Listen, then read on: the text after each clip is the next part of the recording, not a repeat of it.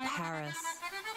Restaurants and romance, empire and opera, fun, surprising experiences at every one of the more than 300 stops on the metro. My name is Lisa. I'm a writer and tour guide. I carry a Canadian passport, but all we'll need is a ticket for the metro system as I show you historic, inspirational, endlessly fabulous Paris.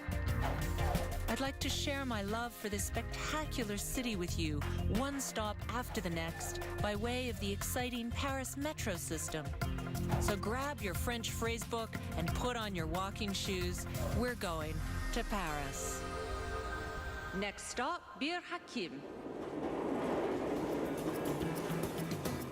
As soon as you think of Paris, you picture the Eiffel Tower. So for today's show, we'll be visiting the Iron Lady and much more, too. The area around the iconic symbol of France is packed with fascinating things to see and do. I'll take you along one of my favorite market streets, visit a peaceful house of worship, check out a charming traditional puppet show, along with amazing places to eat and some of the most beautiful buildings in all of Paris. Welcome to Bir Hakeim Metro, an area that is best known for the Eiffel Tower, but there's all kinds of other little-known history here. Sure, there's the tower itself, but this area of Paris also holds ties to very important, very French moments in history. Bir Hakeim Metro is named for the Turkish fort in Libya, where the Free French held off German and Italian forces for 16 days during World War II. It was an important moment in the war, especially for the Army of Free France. By holding strong against repeated assaults of fearsome Axis attackers in panzer tanks, the Free French Army, many of whom were from colonies of France, showed themselves to be a formidable force as they answered the call to arms of General de Gaulle. Sharing in the tenacity of those brave defenders of Bir Hakeim is the Eiffel Tower itself. It was originally erected for the 1889 World's Fair and was supposed to be taken down after the celebrations were complete. Yet here she stands more than a century later. The iconic Eiffel Tower, symbol of Paris, symbol of France, was actually hated by the French when it was first put up in 1889. The French thought it was garish and ugly and called it the metal asparagus. They also joked that the only place that you were spared the sight of this incongruity in their city was in the restaurant in the Eiffel Tower, where at least you didn't have to look out at the view that was marred by this strange construction. Now, of course, everybody has to visit the Eiffel Tower. Some objected to what would be the world's tallest structure on the grounds that they thought the project would not be feasible. While others, including the renowned architect of the Paris Opera, Charles Garnier, held more artistic objections. They compared the huge tower to a hideous smokestack with proportions that would crush the existing works of architectural beauty in the city by its sheer scale and visual bulk. But Gustave Eiffel stuck to his plan, comparing the tower to the Great Pyramids in Egypt, asking, why would something that is admirable in Egypt become ridiculous in Paris? The tower was ready in time for the exhibition and immediately became a hit with the public, who flocked in great numbers to see the marvel for themselves. By the end of the exhibition, nearly 2 million visitors had paid to climb the tower. It was a hit. When you get to the Eiffel Tower, you have two choices. You can take the elevator. There's often a long line, though. So you can also walk up the stairs of the Eiffel Tower, and the line is usually shorter, so that's what I'm going to do. The original design of the Eiffel Tower included elevators specially made to go up the curving legs of the tower and leave the space underneath clear of unsightly elevator shafts. But the finicky contraptions only worked for the first few days of the 1889 exhibition, so the vast majority of the people who visited had to head up to the first deck, the second deck, or all the way to the top. by taking the stairs. Whew, okay, first floor of the Eiffel Tower. The first thing you notice when you get here, other than the fabulous view from the first floor, is that just to the left, there is part of the original staircase that people used to walk up in 1889 to get all the way to the top of this tower.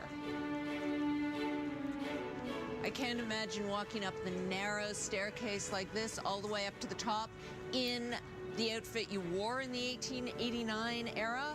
Lots of skirt and little boots and a corset. I would never have made it even to the first floor. It's the first floor of the Eiffel Tower, but the walk up from ground level is over 300 steps. So if the climb doesn't take your breath away, it's a pretty safe bet that the view will. Everyone dreams about getting to the top of the Eiffel Tower, but honestly, the view, even from the first floor, is spectacular. Looking out, you can see the École Militaire, the buildings of UNESCO, the beautiful park of the Champ de Mars. You get this magnificent view all over Paris. Just after World War II, the Americans actually set up a nightclub here on this level for their soldiers, while the soldiers helped Paris recover from the occupation. Nowadays, anyone can stop here, have a break, have a wonderful bite to eat. In fact, sometimes it's nice to just stay here and enjoy the view while your more ambitious friends and family keep going up to the top.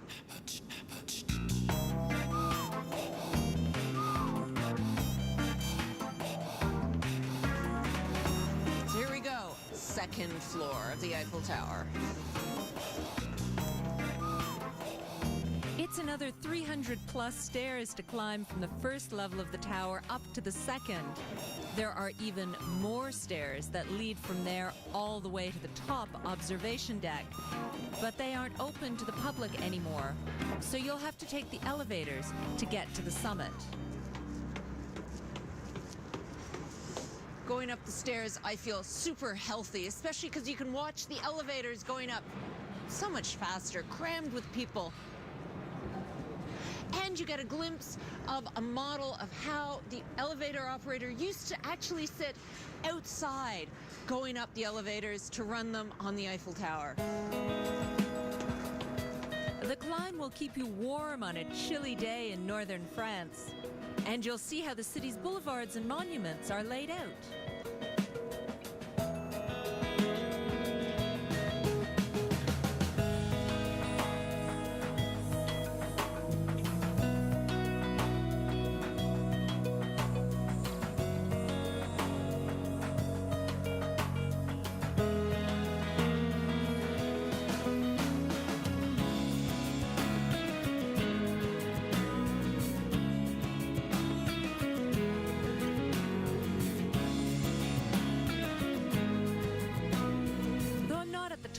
The Eiffel Tower, the deck on the second level has the most beautiful views of Paris you will find anywhere, short of floating over the city in a hot air balloon.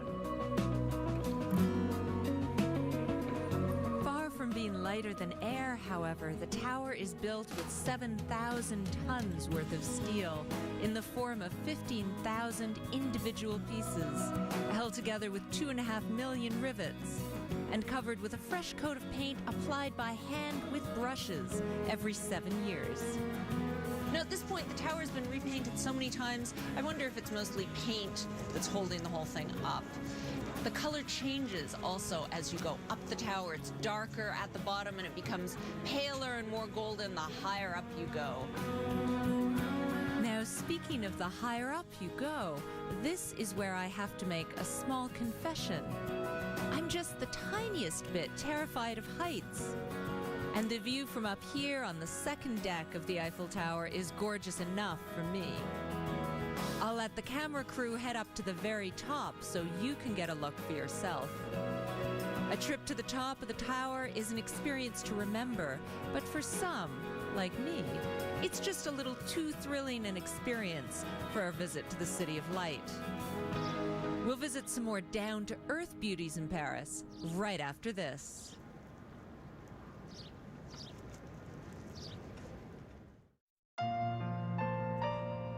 We're in soaring, surprising, scintillating Paris.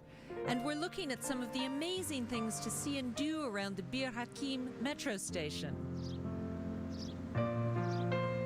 There's no shortage of good reasons to explore this neighborhood, and I've got just the way to make getting around a little easier. Now, the neighborhood around Bir Hakeim is actually very spread out. The Champ de Mars is a huge park. The gardens around the Eiffel Tower are very big. And the nicest way to get around the neighborhood is actually to rent a bike. And Fat Tire does all kinds of bike tours. And you can also just rent a bike for the afternoon, which is what I'm going to do. I arrived at Fat Tire on a bright spring day, and the helpful staff were all hard at work assembling a new shipment of bicycles to be ready for the season. Cheers, everyone. It's a busy time of year for this company, but Sadie agreed to take a few minutes away from pumping up tires to tell me a little bit about Fat Tire bike tours. It's a great thing to do with family. The Fat Tire bike tours, they've been going on how long? Started in May of 1999. Uh-huh. Yeah. And what was the inspiration? Do you know why? Well, actually, the CEO of the company was in Paris, and all of his friends would come to visit him, and he realized that the best way to get around was by bike. And there really wasn't any other bike tour at the time, so he said, you know what, I'm going to start this bike tour, and started in 1999, and it just took off from there. We have our famous Paris Day bike tour, which gives you a great overview of the city. You see all the main monuments, the Eiffel Tower, the Louvre, Place de la Concorde, stop for lunch in the Tuileries Gardens, which is really just a beautiful place. And we also have a complimentary night bike tour that takes you into the heart of the city, the Latin Quarter, Notre Dame, the Conciergerie, where Paris started. And those two tours together give people a great overview of the city. I love also the fact that you take bikes outside the city to Versailles, which, I mean, the gardens of Versailles, that's so beautiful. Absolutely beautiful. Versailles is our most popular tour without question. And we also do a tour to Monet's Gardens, which is in Giverny, just about an hour north of Paris. That's probably nice in like late summer when everything's in bloom. Yeah, you really have to get there when the flowers are in bloom, and you can see the lily pads, and you can see the inspiration for Monet's water lily series. And when people rent the bikes, do they always rent them as a group so they can go places, or can you come here and rent your own bike, or how does it work? No, actually, most people just, when they want to rent bikes, they can just come here individually, and they can rent the bike for a couple hours or for a day or even a couple days. And it's really easy to bike around Paris. The mayor of Paris is continuing to add in bike lanes just to make it easier for the Parisians and tourists. Nice. Yeah. The idea of discovering Paris on a bicycle is romantic and timeless. One can imagine seeing the city this way 100 years ago. But Fat Tire tours are up to date as well. They even offer Segway tours for those who would rather not pedal their way around town. But today they've been unpacking these brand new 3-speed bicycles, so Sadie set me up with a shiny red bike to keep exploring. All right, so why don't you give it a try? Sure, thank you. Oh yeah, nice bike.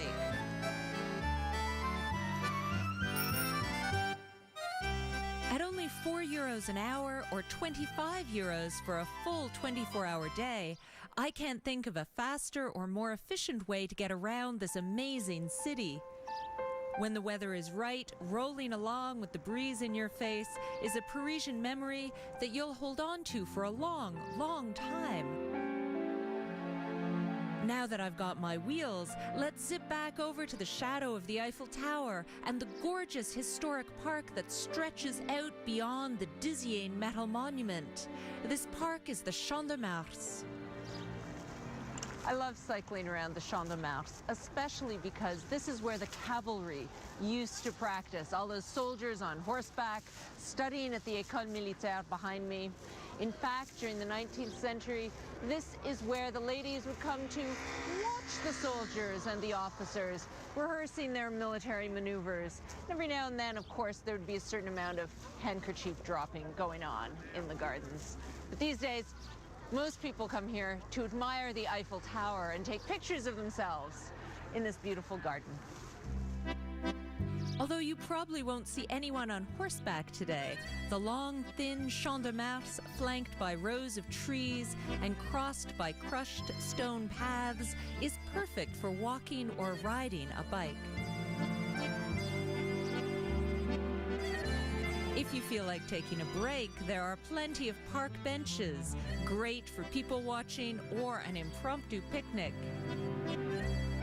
Once, the Champ de Mars was the preferred site for hot air balloonists as they experimented with their lighter-than-air craft in the 1700s and 1800s. Let me show you over to a little corner of the Champ with a place that is very popular among the younger visitors to the park. This is one of the old traditional puppet theaters in Paris behind me. Traditionally, the parks in Paris have guignol puppet theaters for the kids. Most of them are open air, but the one in the shadow of the Eiffel Tower here in the Champ de Mars is actually enclosed, so you can come any time of year, whatever the weather, and give your kids a chance to relax, enjoy a 45-minute really charming puppet show, and recover a little bit from the stress of having to walk up the stairs of the Eiffel Tower. Now, it only opens in the mid-afternoon, so if you're in the park, listen for an old-fashioned school bell. That tells you the puppet show is about to start. This is one of the largest of the guignol puppet theaters in Paris, with 200 seats for the little ones. And the noise level can get up pretty high in here with even a small group of excited children in their seats when Guignol, the French version of Punch and Judy, hits the stage.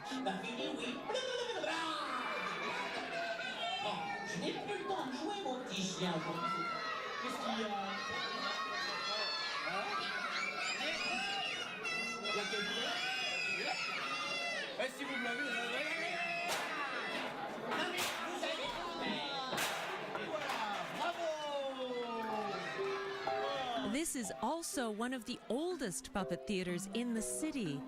Over its 125 years in operation, the theater has amassed a collection of over 600 puppets and 200 background pieces. The enthusiastic performers sometimes take on multiple roles as they stage puppet productions of classics like Sleeping Beauty, Jack and the Beanstalk, and Snow White. Venez donc nous voir avec vos petits amis, car pour vous amuser, nous sommes toujours ici. Au revoir et très bientôt. Au revoir, à bientôt. Merci, Majesté. Mais je vous en prie, venez, je vous accompagne. This part of the performance is over, but I have lots more to explore around Bir Hakeim Metro as soon as we come back. We're in daring, creative, beautiful Paris. And we're checking out the amazing things you'll find when you get off the metro at Bir Hakeim station. Let's continue our exploration of the Champ de Mars as it stretches out away from the dizzying heights of the Eiffel Tower towards the École Militaire. With the military school at one end and the iconic Eiffel Tower at the other, the Champ de Mars is a powerful statement on the might and influence of the French state. But there is another installation here, one that inspires more peaceful thoughts. Here at the foot of the Champ de Mars, symbolically located in front of the main military school of France, is the Mur de la Paix, the Peace Wall, which was installed to celebrate the millennium in 2000 and was supposed to be temporary, but many people hope that it remains to remind visitors here of world peace. The Wall for Peace was designed by artist Clara Halter and architect Jean-Michel Wilmotte. Clara Halter is known for her other peace-themed installations in other cities, including the Peace Tower in St. Petersburg and the Gates of Peace in Hiroshima. Rather than a wall built to separate and exclude, this wall strives to bring all the people of the world together in the spirit of a simple but powerful message: peace. The word peace is inscribed in 49 different languages on the monument. Visitors to the Wall for Peace can also make their own addition to the message. There are several touchscreens built into the installation on which people can contribute messages of peace. Inspired by the Wailing Wall in Jerusalem, there are slots in the Wall of Peace into which handwritten notes can be deposited. Even with its loving and seemingly unifying message, the Wall for Peace has suffered several incidents of vandalism since it was installed at the turn of the millennium. Despite these senseless acts, the Monument for Peace that was intended to stand here for only 4 months continues to grace this symbolic place on the historic Champ de Mars, a park named for Mars, the Roman god of war.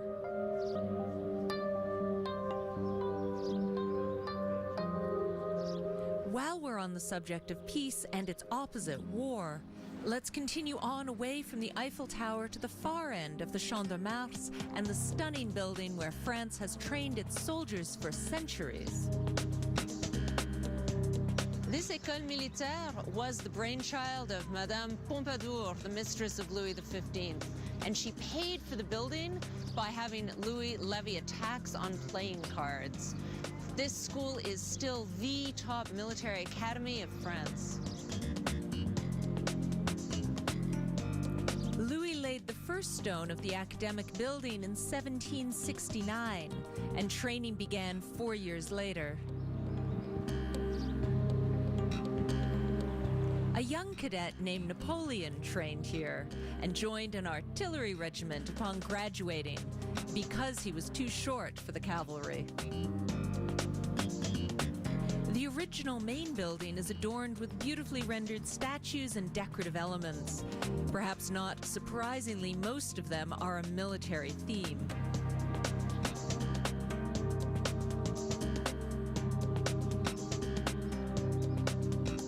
The original buildings have been added to, and over the years, the École Militaire has taken on vast proportions while still honoring the rich history of the French military and the generations that have served their country.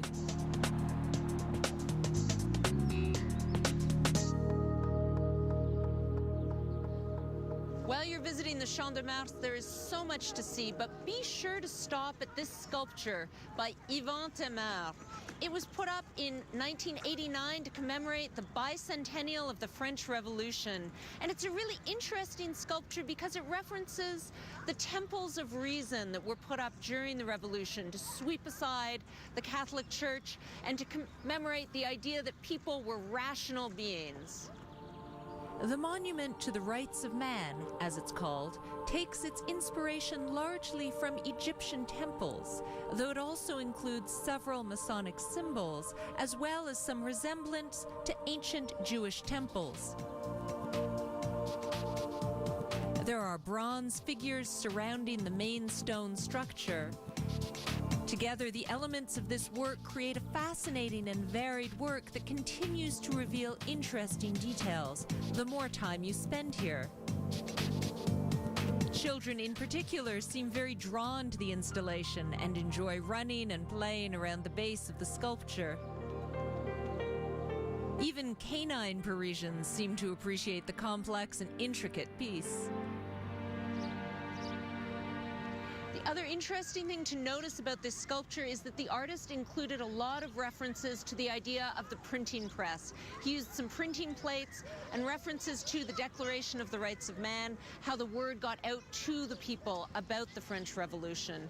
And to bring it forward into the bicentennial year of 1989, he also included all kinds of events from 1989 in these headlines of newspapers, and a little newspaper hat on the boy here.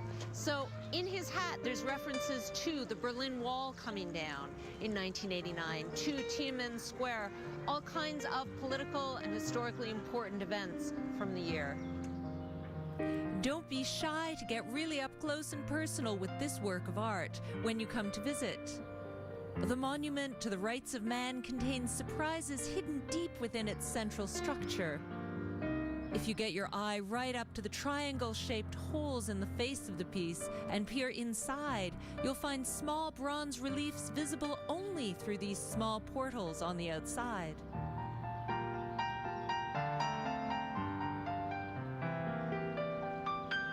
We've seen plenty of big things today as we explore around the Champ de Mars after hopping off the metro at Bir Hakeim. But not everything around here is big, even if it's named that way. Follow me just a little way off the Champ, and I'll show you a sweet, small corner of Paris named Le Gros Caillou, which means the Big Pebble. The nice thing about the neighborhood of the Gros Caillou is how calm it is. The little streets alongside the Champ de Mars have very few tourists, and it's a real local neighborhood. Very charming. This largely residential part of the 7th arrondissement is named after a large rock, now removed, which was once used as a landmark to separate lands owned by two 17th century abbeys. In the 19th century, there was an enormous tobacco factory here, which employed more than 1,000 workers while belching out thick smoke that blanketed the neighborhood. But today, the air is far fresher, and it's a pleasure to explore the charming, narrow streets of this little piece of old Paris. You'll find a few great places to eat around here, including Au Gros Caillou, which serves a delicious onion soup and steak with fried potatoes.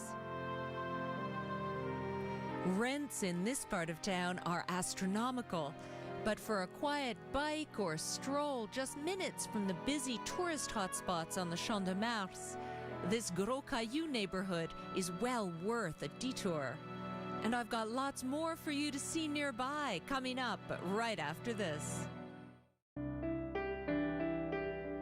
We're in fabulous, frenetic, fashionable Paris, and we've been looking at some of the amazing things around the Bir Hakeim metro station. I'm going to lock my rental bike up for a while and continue on foot to the next place I'd like to show you, a charming little street called Rue Claire.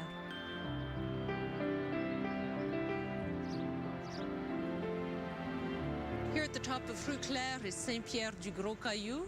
St. Peter is always associated with a rock, so it's appropriate that the church is named for the Gros Caillou of the neighborhood.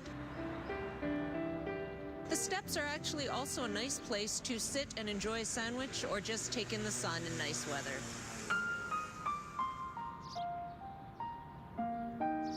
There was a chapel built on this site back in 1738, and the construction of a proper church was begun some 40 years later, only to be demolished during the Revolution, when the site was briefly used as a quarry.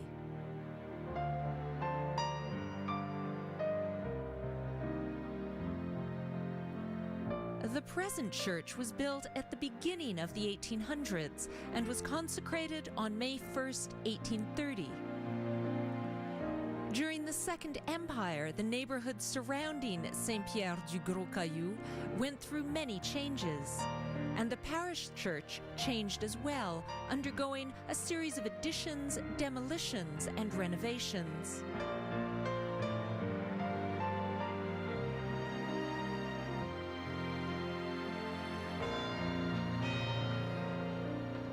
More recently, the bell tower was rebuilt and fitted with 4 new bells, 2 of which were forged in Algeria. An original church bell was saved and is on display inside St. Pierre's. The church holds services 5 times on Sunday and is open to visitors weekdays from 8:30 in the morning until 7 p.m. Let's step just outside of quiet St. Pierre's Church and onto the busy cobblestone Rue Claire. Don't get too distracted by the wonderful shops and cafes, because this largely pedestrian street also allows vehicle traffic, so stay alert as you stroll.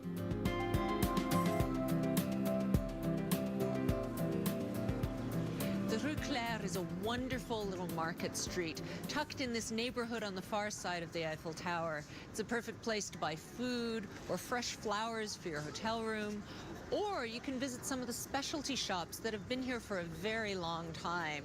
For example, on Rue Claire, there's the Famille Marie, which has been selling honey and other bee products for a very long time indeed. Or facing it on Rue Claire, there's the wonderful Davoli, which is an Italian deli that's been here on this market street for generations. Let's go in and check it out.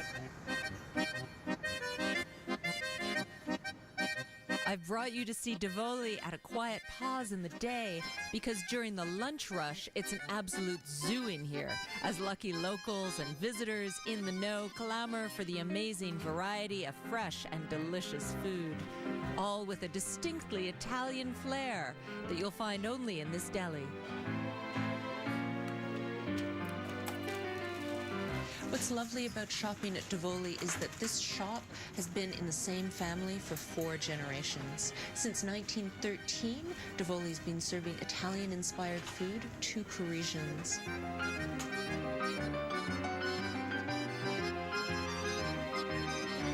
It's especially wonderful for visitors to come here and get food for picnics and ready-prepared meals. Their cold salads and quiches are fabulous. But you can also get presents here to take home with you. For example, Tivoli imports its own organic olive oil from Sicily, and it sells bottles here, along with all kinds of other antipastas and treats. Tivoli also has its own brand of sauces and marinated vegetables you can take away in jars, along with an absolute cornucopia of colorful and delicious items that change with the seasons and holidays, so you just have to keep coming back.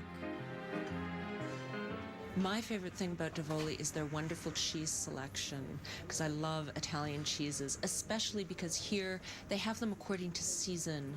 In the spring, there's the fabulous burrata, which is a soft mozzarella that you actually cut open and eat with a spoon.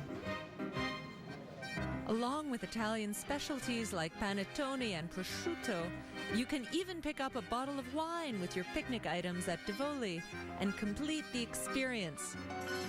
All you'll need is a quiet spot somewhere and a blanket. But quiet spots are a little hard to come by in this area around Bir Hakeim Metro, with all its popular tourist attractions and bustling neighborhood streets. Fortunately, I know a place that's just a little out of the way, that's perfect for a moment of peace and quiet and a picnic lunch. From the Bir Hakeim metro station, cross the roundabout and follow the bicycle trail that goes under the elevated metro line across the river. Once you're about halfway across, keep an eye out for the signs to the Allée des Cygnes. The Allée des Cygnes, or Swan Alley, used to be popular with fishermen. In fact, writer Ernest Hemingway describes fishing off this island in the 1920s. The island is an artificial one formed in the 1820s to shelter the nearby Seine port of Grenelle. It's a mere 850 meters long and 11 meters wide, and the walkway named Allée des Cygnes runs its length. Lined with trees and surrounded by water, the tiny, narrow island is an oasis in the middle of busy Paris, even if the swans that gave the island its name are no longer here. When you visit the Allée des Cygnes, be sure to venture out to both ends of the man-made island. On the eastern tip, you'll find the gorgeous work of sculpture entitled La France Renaissante, or France Reborn.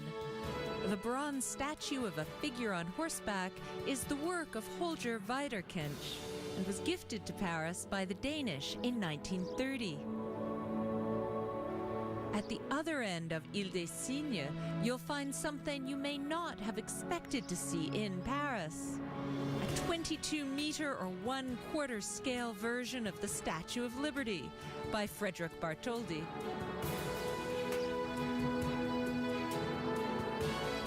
This smaller version of Lady Liberty faces west towards New York, and the full-size version, which was given to the United States by France as a gift of international friendship. The New York statue was dedicated in 1886, while this smaller one in Paris was inaugurated in 1889. Close to everything and yet away from it all, the Allée des Cygnes is a must-see when you're in the Metro Bir Hakeim area. And there's so much more for you to see when we come back. We're in the most memorable city on the planet, Paris. And we've been visiting the area around the Bir Hakeim metro station.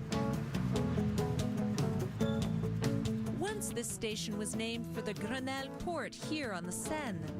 And it's also known as the Tour Eiffel station for its proximity to the famous tower. And as we learned earlier, the current name is in honor of the site of the first battle by the Free French Army in Libya during World War II.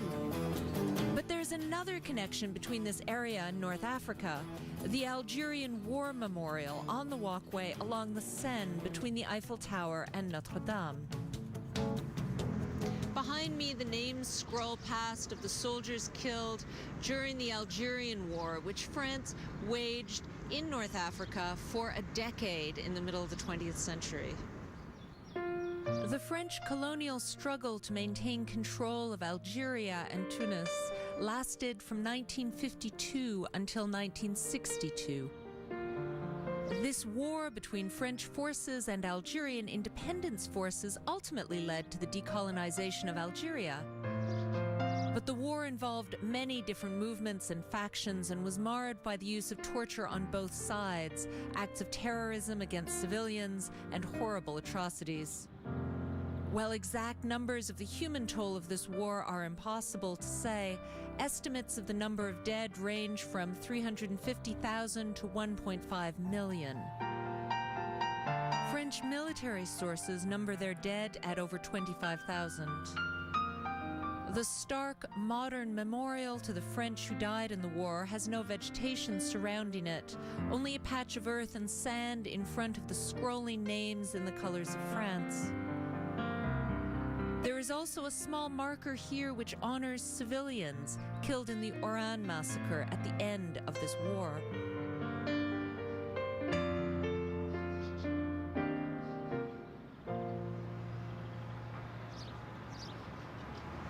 Just downriver from the Eiffel Tower, there's a memorial to a particularly grim episode during the Nazi extermination of Jews, which occurred during the occupation. This is the Veldiv Memorial. Veldiv is shortened from the French Vélodrome d'hiver, or the Winter Velodrome, which once stood near here. The building that housed the indoor bicycle racetrack of Paris was used for a much darker purpose on the 16th and 17th of July, 1942. These were the dates of a mass arrest and roundup of French Jewish men, women, and children. Over 10,000 people were arrested by the French police and held temporarily in the Velodrome before being sent to Nazi death camps. Most of the victims of this mass roundup were killed in Auschwitz. Polish sculptor Walter Spitzer, whose parents survived Auschwitz, created this bronze sculpture of a group of Jews huddled together on the curved surface of the bicycle track as a memorial to this dark chapter in the history of France and Paris. The words on the monument read, "The French Republic, in homage to the victims of racist and anti-Semitic persecutions and of crimes against humanity committed under the authority of the so-called government of the State of France, never forget." French President François Mitterrand commissioned the work and it was inaugurated in 1994. The memorials around Bir Hakeim station in Paris speak of difficult times in the history of this amazing city, and they help us to remember the dark times along with the brightness of Paris. This neighborhood isn't only about monuments and memorials. There's also a lot of people who live here in the beautiful residential buildings, like this gorgeous old house I want to show you at number 29 Avenue Rapp.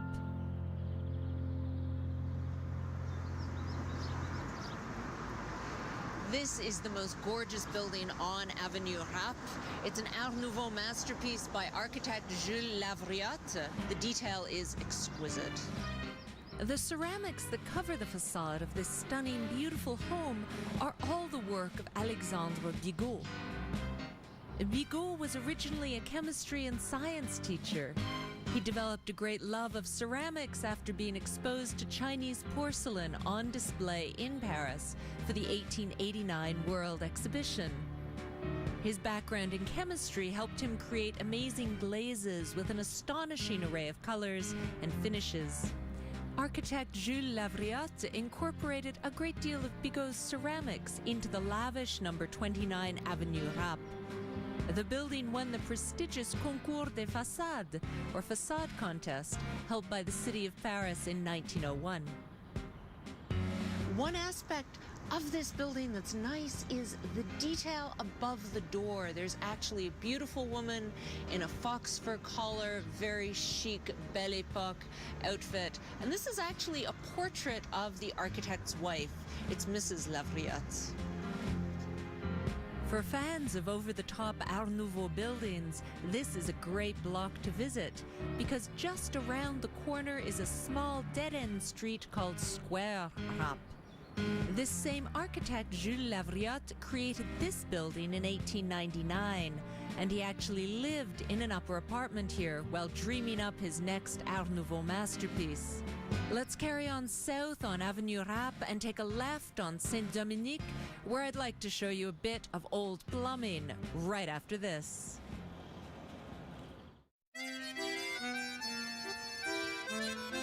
We're exploring the city of light, Paris, and this time we've been looking around the historic Bir Hakeim metro station.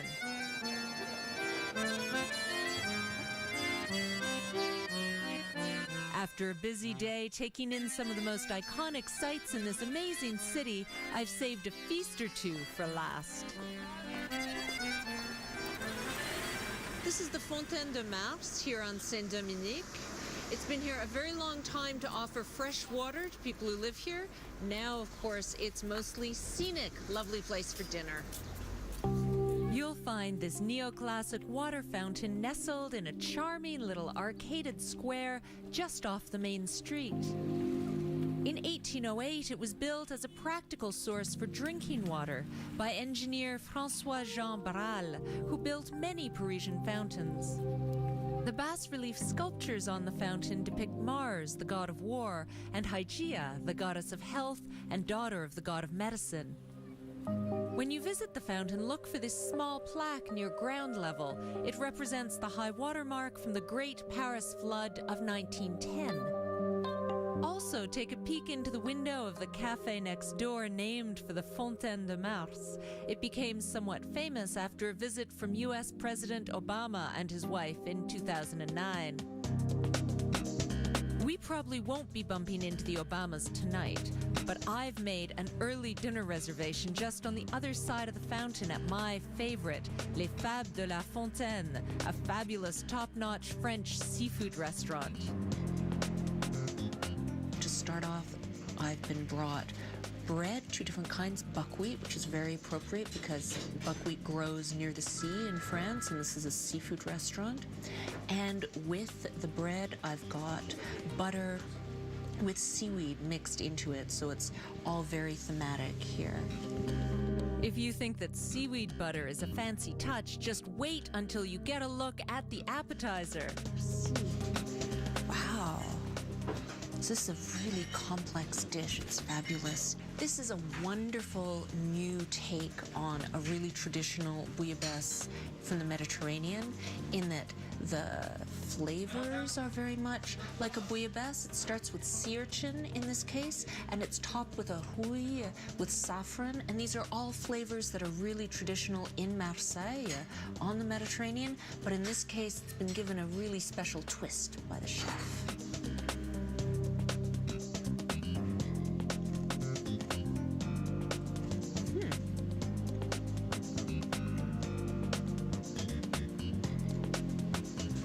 That's delicious.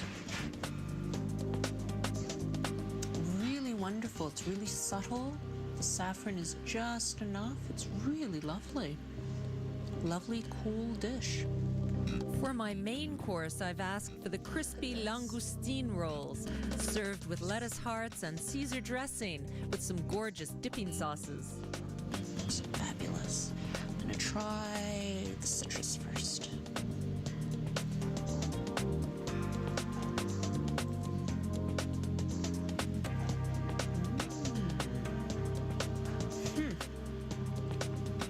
Really delicious. delicious, wonderful langoustine.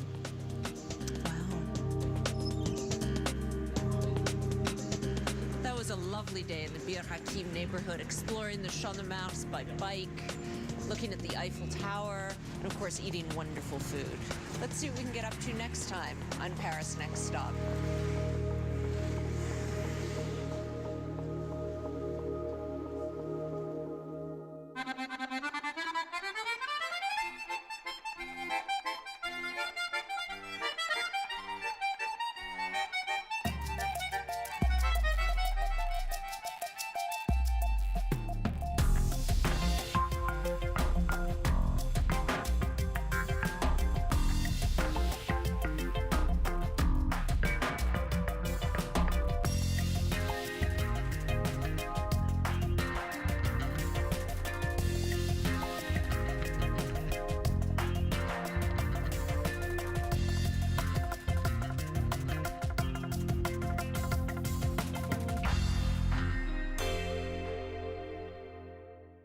Eiffel Tower, where at least you didn't have to look out at the view that was marred by this strange construction.